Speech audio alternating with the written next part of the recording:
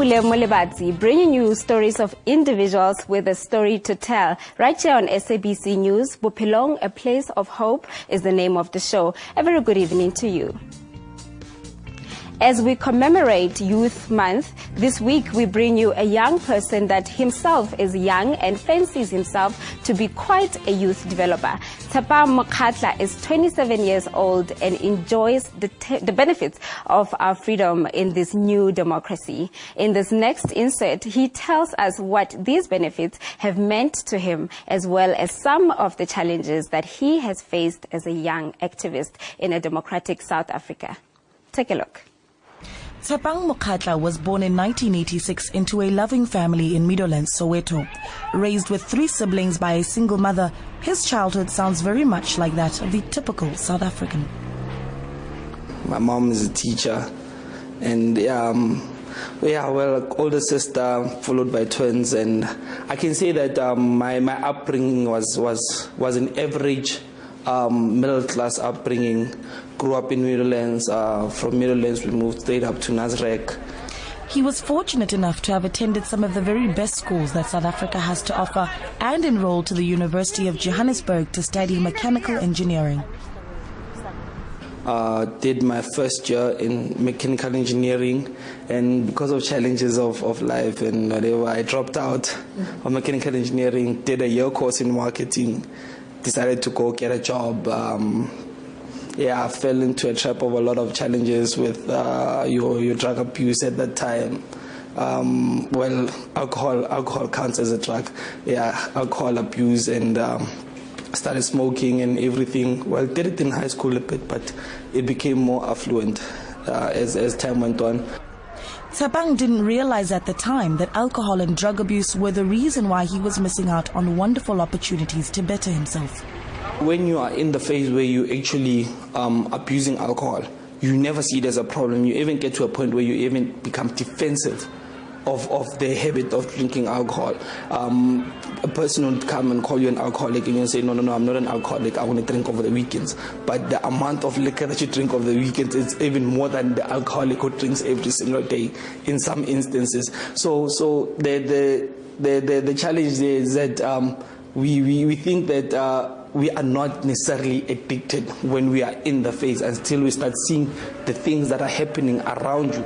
I would not have dropped out of varsity in my first year doing engineering. I would not have started so many things and not completed them had it not been the issue of me trying to pursue entertainment and drinking and smoking as well. So that actually collapses your view of the future, because you're thinking for the short term. If I can get money now and buy that bottle for now over the weekend for this party that is happening, and then I'll see what happens there after. The effects of these bad habits did more than just affect opportunities that lay before him. It drains you, and emotionally it also puts you in a position where you lose a sense of hope with regards to certain things in life. All the while, Tshepang had a real passion for leadership. I always aspired to have values like our late former President Nelson Mandela, but I realized that for me to actually get there, I need to actually be able to live to that extent first. So I need to start looking at my health. I need to start looking at my active participation in society. In 2012, Tshepang founded B28, a movement that is driven by creating and developing habits of success amongst communities and youth within 28 days, with a great focus on drug abuse. For Tshepang, it meant that he would need to face his own demons to be the starting example. My own personal 28 days were more than 28 days, to be honest. Because, starting a new habit is very difficult. What happens is that you decide, this is what I want to do. I want to stop drinking and smoking. And I can tell you, it did not necessarily take me directly 28 days. But for me to create that habit, I had to do it for 28 days consistently. What happened is that I would try, attempt, and then after a few days, I'd relapse and then go back and whatever. But because I did not have a sense of what is ownership to what I wanted to do, I made it an external goal. At some point I wanted to quit because I was being told that you have to quit. How far could Tshepang take B28? And is there any truth to his theory of breaking down bad habits within 28 days? As we celebrate Youth Month, is Tshepang the example of youth leadership in 2014? Bophelong continues right after the ad break.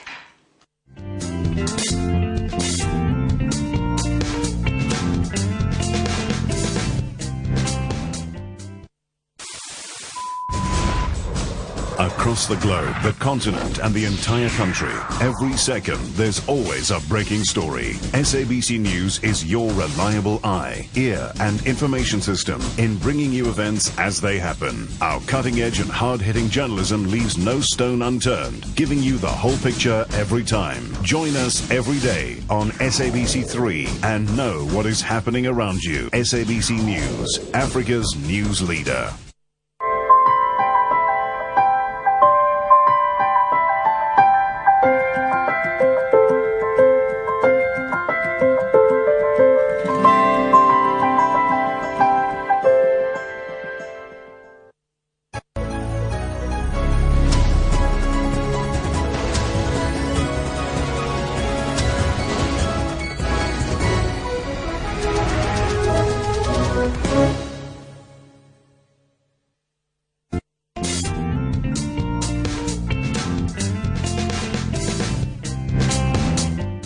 Welcome back to Bophelong. We continue with the story of Tshepang Mokgatla, who in this next insert is challenged by a professional as to the views that he holds with regards to dealing with addiction. Take a look.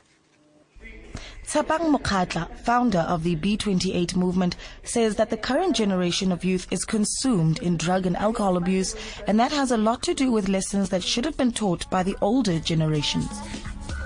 The biggest challenge with our country is that from the time of the end of the apartheid era, we were all, most of our people, especially our parents, were trapped into a victory phase where it was just basically celebrating life, celebrating freedom. We are a lost generation because the generation before us lost us.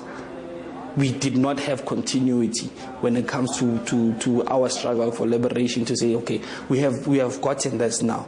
What is it that we need to do moving forward? And it is hard to take a baton from someone who threw the baton on the floor. We need to decide what is our generational call. Because now the generation that brought us to this level, their fight was for political freedom and freedom of movement and everything. We need to decide what is our generational call, something that will unite us and make us fight forward.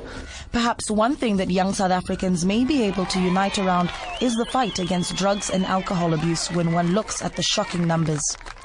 This country alone consumes over 5 billion litres of alcohol annually. Use among youth is common and increases with age, while there's also a tendency to binge drink. Over 15% of our population has a drug problem that leads to mental, emotional and economic instability. And while abuse, using and addiction may be different, there is a fine line between them. I keep affirming myself to say that, you know what, if I can refuse to relapse in an environment whereby you are offered a bottle of the most expensive whiskey, what would tempt me next? You see, so it's also about that, not that you stop immediately after the 28 days. You need to keep on affirming yourself and saying, okay, fine, this what needs to be done and all these things. So ultimately, 28 days is the foundation of getting to the goal that you want to achieve. It can work with hard drugs, definitely, because now the challenges of what we perceive as hard drugs is that most of the people are seeing themselves as drug addicts, not drug users. They see themselves as drug addicts, and once they can separate that drug in them, because once you say I'm a drug addict, that drug is already part of you. It's part of your identity. Once you can separate it from your identity, you can start working on the challenge actively and say that, you know what, I need to re-own myself. We wanted to find a more experienced and knowledgeable response to Tshepang's view and took him with us to the Sharp Recovery Center in Johannesburg to hear if one really can quit a substance in the space of 28 days. From what I've seen, and we are a 28-day program, but our full program is actually a 3-month program. Mm-hmm. The guys that stay for 28 days very rarely stay clean. Okay, a lot of the time they actually do land up relapsing, and I'm not saying a relapse is a step backwards either. Okay, some people need that relapse in order to move forward in their recovery, to learn something from it. Okay, but the actual cutting out the addiction completely, I don't think is possible, unless someone was just a user or an abuser. Tshepang believes that it's consistency that's the winning recipe. If you are saying you're going to create the habit and you go into day 7 and you drink on day 7, then you have not quit at all. As we commemorate the student uprisings of 1976, we can't help but wonder if the current youth look up to leaders such as Tshepang Mokgatla. The new Tshepang Mokgatla, no, I'm greater than that, because I believe that from his experiences I've learned a lot, from the history of the country I've learned a lot, and I believe that I can contribute a bit more to that environment. And while we are looking at youth development holistically and trying to come up with a blanket approach to youth development challenges, I do not do that. I seek out the actual root of the problem within the individual, transform the individuals that bring change in society, and you are going to do a wider change. I don't do I don't do youth development by numbers. I don't work with numbers. I work with individuals. If I can transform 5 people in a month, then I'm done.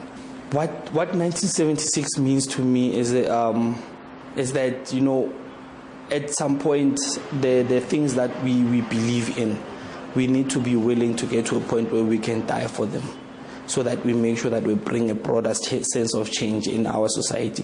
That is a summary of what 1976 means to me, because I do not want to put myself in a position whereby I look at the negative emotional impact that it actually had, because what it will do is it will drain me, and I will end up even adopting a mindset that has nothing to do with my current environment and my situation.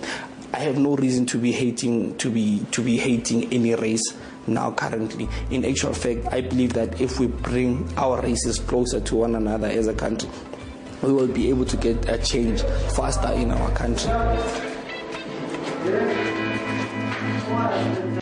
Way to go, Tshepang. What a way to celebrate Youth Month with a young man who is doing great things for themselves. After the break, we are joined by a struggle veteran, Ndate Seth Mazibuko. Do stay with us. We'll be right back.